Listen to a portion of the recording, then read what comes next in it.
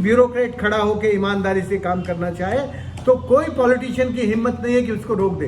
Politician के तो सिर पे लाद रहे हैं, पॉलिटिशियन गड़बड़ है ये सब अलग बात है, उसको मैं अभी आपसे कह सकता हूँ कि यहाँ सब गड़बड़ उन्हीं के कारण होती है। ब्यूरोक्रेट को फ्री मत करिए, ब्यूरोक्रेट भी उतना ही दोषी है जितना दोषी पॉलिटिशियन है, क्योंकि पॉलिटिशियन और ब्यूरोक्रेसी इन दोनों का जो साठगांठ है उसके सामने चलती नहीं है।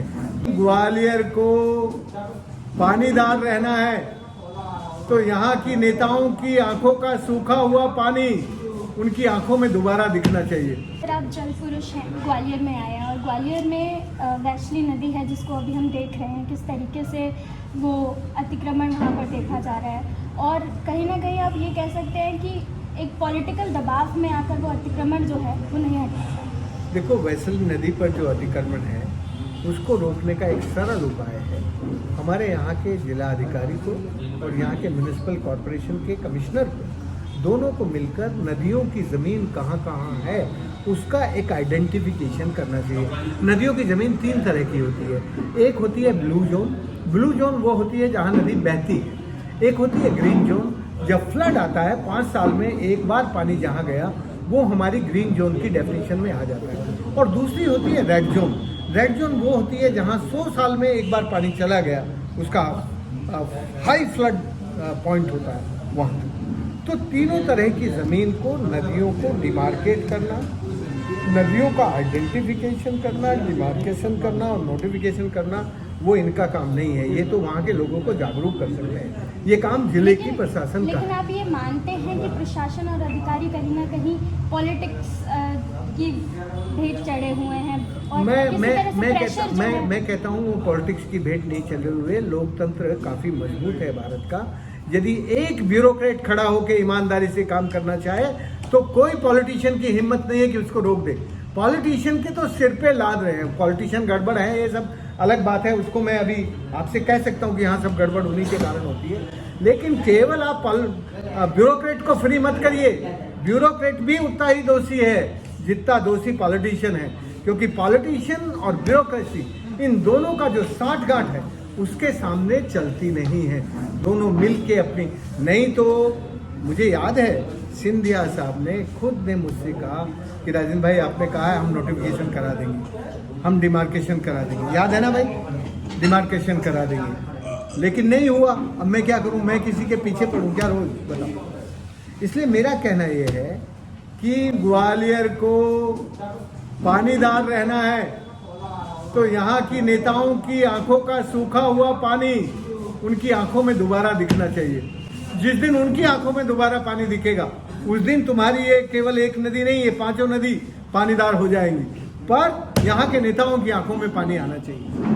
सर, सेव वाटर की हम बात करते हैं, स्कूल में कैंपेन्स भी लगाते हैं, मतलब सेव वाटर की बात करते हैं, लेकिन एक्चुअल में धरातल पर जो स्थिति है वो एक रॉन्ग इन्फॉर्मेशन जो है वो लोगों तक डिलीवर हो रही है। और किस तरीके से पानी को सेव एक्चुअल में किया जा सकता है। आज आप ग्वालियर आए हैं और आप जल पुरुष हैं, आपने यहाँ पर प्रेस कॉन्फ्रेंस की है, लेकिन क्या उस प्रेस कॉन्फ्रेंस का एक सार निकल कर लोगों के बीच में आएगा? देखिए, ग्वालियर के पास वर्षा जल है, नदियों का प्रवाहित जल है।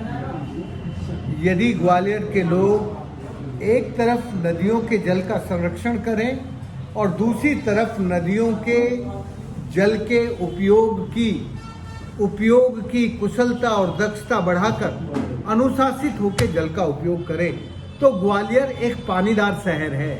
ग्वालियर को यदि पानीदार बन के रहना है तो ये 2 काम करने की ज़रूरत है। यहाँ की सारी जल संरचनाओं का, ज़मीन का आइडेंटिफिकेशन, डिमार्केशन, नोटिफिकेशन हो, और यहाँ के जो तालाब और नदियाँ हैं उनमें पानी आने वाले स्रोत को ठीक किया जाए। तो एक तरफ जल का संरक्षण और दूसरी तरफ skill development of efficient use of water, जल के उपयोग की दक्षता बढ़ाने के लिए जल साक्षरता की मुहिम चलाई जाए, ये करना ज़रूरी है। ये 2 काम यदि ग्वालियर में होंगे तो ग्वालियर अपने पानी पर जिंदा रहने वाला शहर बन सकता है।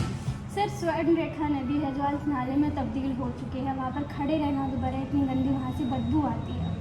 और करोड़ों रुपए उस पर इन्वेस्ट कर दिया गया है, किस तरीके से उसको सेव कर पाएंगे? स्वर्ण रेखा नदी को यदि पुनर्जीवित करना है तो कॉन्क्रेटाइजेशन और सीमेंट से नदी पुनर्जीवित नहीं होती है। नदी को पुनर्जीवित करने के लिए नदी के जल ग्रहण क्षेत्र में रिचार्ज करना होता है।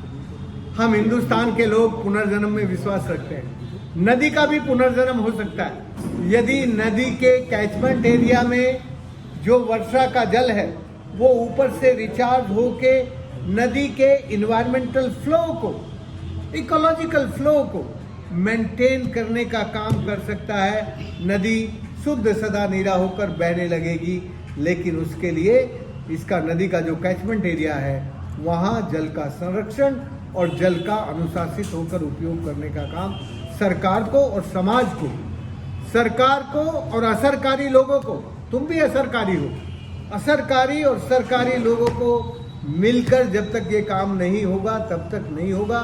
सरकारें तो बस मैं क्या कहूँ, बार बार कहने से कोई फायदा नहीं, भ्रष्टाचार की जड़ बन गई है।